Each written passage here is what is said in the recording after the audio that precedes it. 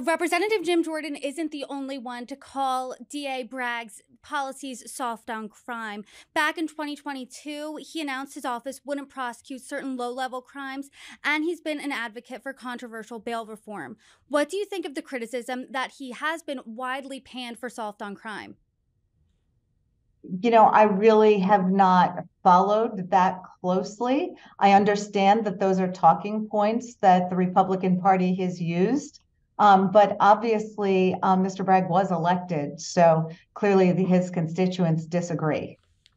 And he said that the hearing was grandstanding and a stunt and, quote, preventing us from being able to do the real work that the people who elected us expected us to do in Congress. So what would that be? What is that real work that you would rather be doing than sitting at this hearing that you're characterizing as a political stunt?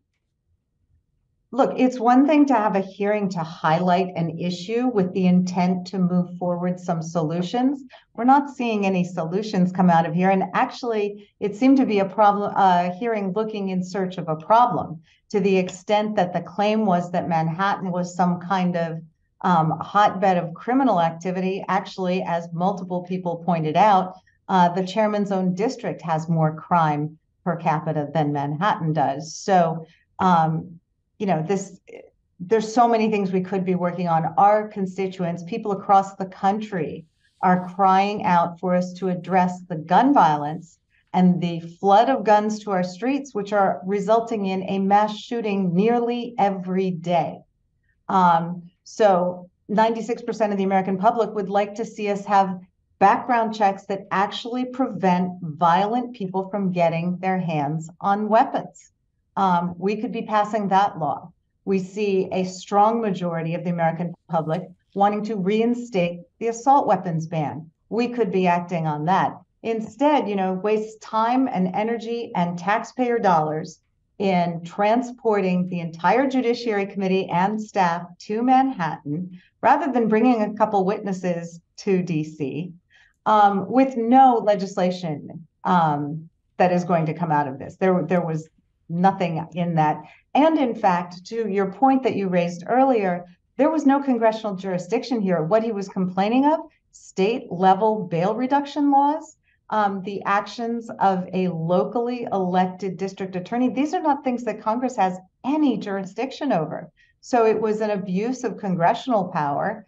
That the only rational explanation for why we were there was because the chairman and the former president's allies wanted to take a whack at the district attorney in Manhattan. Democrats have widely called this hearing a political stunt. Republicans So have independents. And Republicans have said that the indictment of former President Donald Trump has also been a political stunt. And according to a CNN SSRS poll that was taken after news broke of Trump's indictment, 60% of adults agree with the decision to bring charges against the former president. But 76% of the Americans polled believe politics did play somewhat of a role in that decision. Do you agree with the majority there?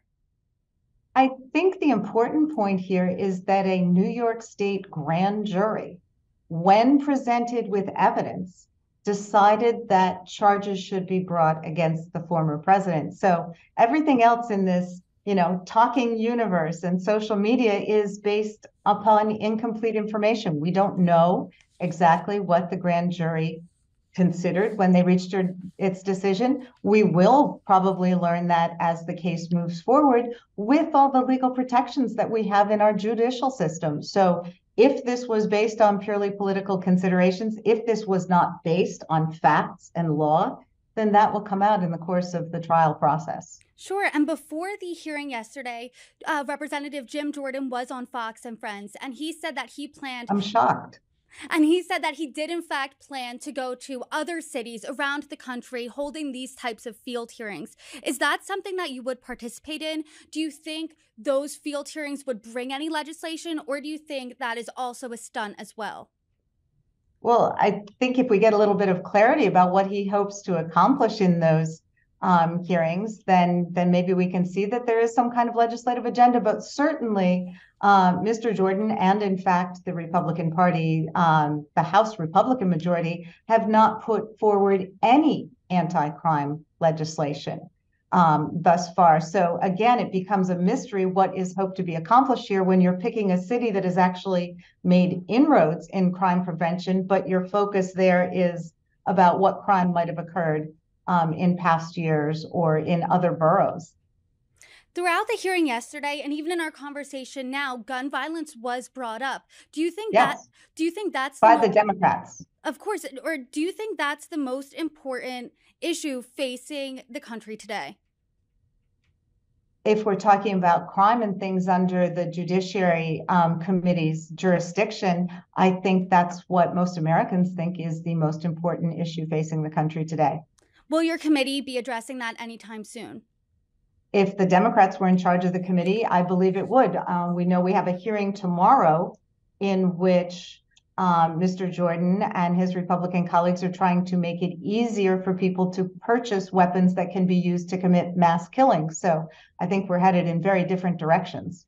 What do you think working with Republicans then would look like? Because you're saying there's an impasse, you're heading in different directions, but obviously Congress does need to work together to solve this issue. The majority of Americans want to see that. So what today can you pledge to work? Where can you find common ground with Republicans? I find a lot of common ground with Republicans in my home district and in the Senate and in other places, even with some of our colleagues in the House. But unfortunately, House leadership right now is really being driven by a far right minority. And that's a group that is not willing to compromise, is not willing to work together. And on the issue of guns is pretty much driven by a very extremist view of the Second Amendment. Congresswoman, I really appreciate you coming on today and speaking with me about this. Thank you.